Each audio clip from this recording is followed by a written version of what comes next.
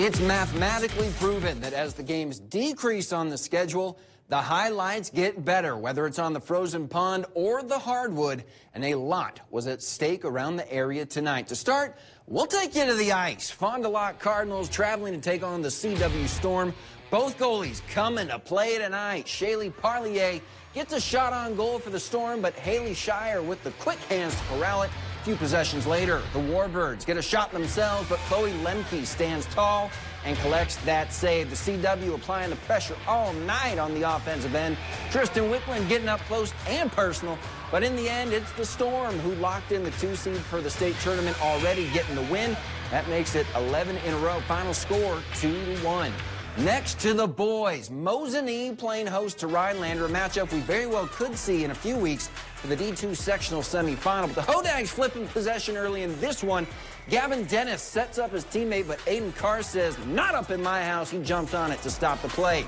Early in the first, Spencer Werderski sees the opening and lets one rip from the neutral zone, but we stick with our theme of great goalie play, and guess what? It's going to continue. Kimmerling stops it in its tracks. A physical one back and forth. Both teams laying the boom, but it is Rhinelander who shuts out the Indians. Final score 3-0. Well, from the rink to the arena, WVC girls basketball action. The Evergreens and Warriors doing battle. Kelly Cray, you ain't fooling me, stays in her pocket like a cell phone and dials up the block. And West's offense, they're getting busy sending the score north on the other end. It's the senior Molly Anderson getting the triple doink to drop, and the Warriors would continue their siege. Cray inside to Kenzie Deaton, who goes high off the glass, and it falls. Warriors run away with this one, winning it 77-39. Even though with that win, they're still looking up at an undefeated SPASH team in the WVC standings, but no one told the Blue Jays that. They came out and took it to them. Alana Pazorkis, record don't mean anything on the hardwood. She's got the tone setter. Then it's Mia Ott, and you can call out of work with that move because it was sick. She's got another 2, and the onslaught continued. Prela Payan putting a couple extra stamps on that one.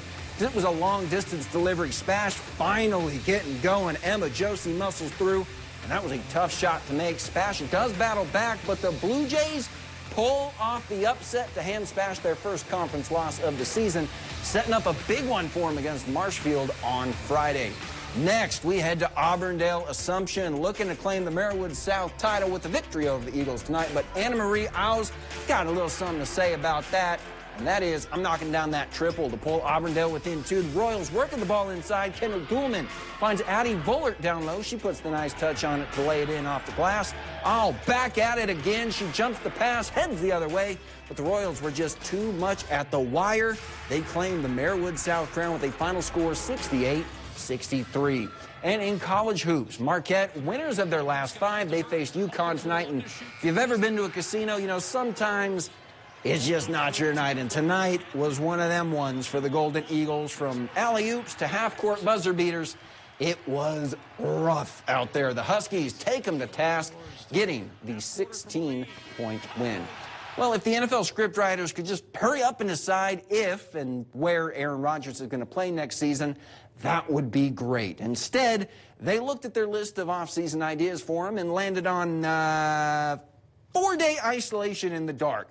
Yes, that is our Breaking Tuesday news today. Aaron Rodgers will spend 4 days alone in the dark in hopes of stimulating DMT and possibly vision questing his way to a decision on his future. Crazy, but it's all true. So, in summary, he's planning on enjoying the next month or so. And as of now, well, everyone's in the dark, as all options, including retirement, are still in play. Yeah, it's a real thing, 100%. And that's why I think it's going to be important to get through this week and then to take my, my isolation retreat and just to be able to contemplate all things, my future, and then make a decision that I feel like is best for me moving forward and in the highest interest of my happiness, and then move forward.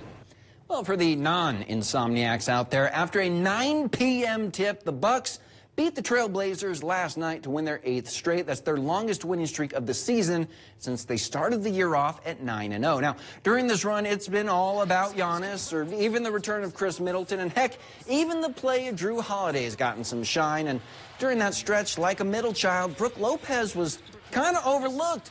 But last night was his time in the spotlight. Brook led all Bucks scores with 27, but what made his night truly special, he became just the 148th player in NBA history to hit 15,000 career points. I mean, it's crazy for me because it's wild to me that I've been in the league for that long, but it's cool to think of all the people that have helped me get there. You know, the coaches, the staff, the players I've played with, you know, to get me in this position. It's really cool. You know, I'm just, you know, so blessed to be a part of this and have played with so many great people throughout my time in the league.